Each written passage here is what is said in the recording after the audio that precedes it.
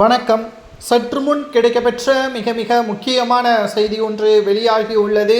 உதயநிதியை அவசரமாக டெல்லிக்கு அழைத்து சென்ற அமலாக்கத்துறை அதிகாரிகள் என்ன காரணம் சமூக வலைதளங்களில் வைரலாக பரவி வருகிறது.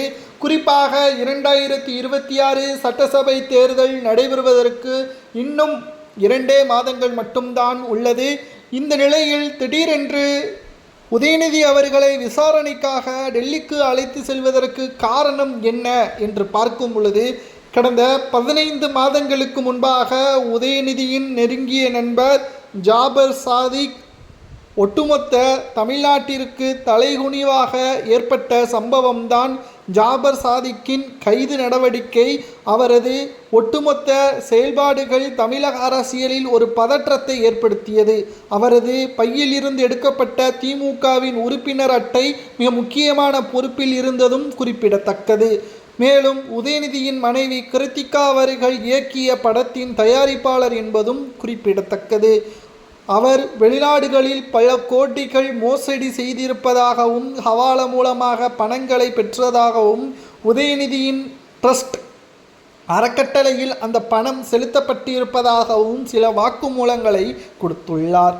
பல நாடுகளுக்கு ஒட்டுமொத்தமாக போதை மருந்துகளை கடத்தியிருப்பதாகவும் தேங்காய் பவுடர் மூலமாக கடத்தியிருப்பதாகவும் தகவல்களும் அவர் வாக்குமூலமாக தெரிவித்தார்.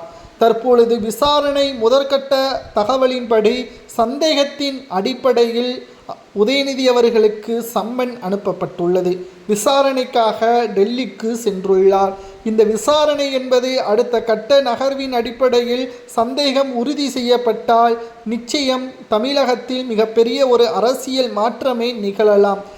ஒன்றை மட்டும் நன்றாக கவனித்து கொள்ள வேண்டும். திமுக ஆட்சி அமைப்பதற்கு முன்பாக, தற்பொழுது திமுக ஆட்சி அமைந்ததற்கு பிறகு தமிழக இளைஞர்களது செயல்பாடுகள், போதைக்கு அடிமையாகின்ற செயல்பாடுகள் அனைத்தும் அதிகரித்திருக்கிறதா குறைந்திருக்கிறதா என்று பார்த்தால் நிச்சயமாக நாம் கூறலாம் அதிகரித்திருக்கிறது என்பதை தான் நம்மால் உறுதியாக தெளிவாக கூற முடிகிறது.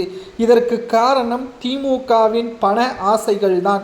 கோபாலபுரம் குடும்பம் செல்வ செழிப்புமிக்க இருக்க வேண்டும் என்பதற்காக தமிழக ஏழை எளிய குடும்பத்தினர்களில் உள்ள இளைஞர்களது வாழ்க்கையை நடுத்தெருவிற்கு கொண்டு வரக்கூடிய கோபாலபுர குடும்பத்தில் உள்ள நபர்களுக்கு என்ன தண்டனை கொடுக்கலாம்?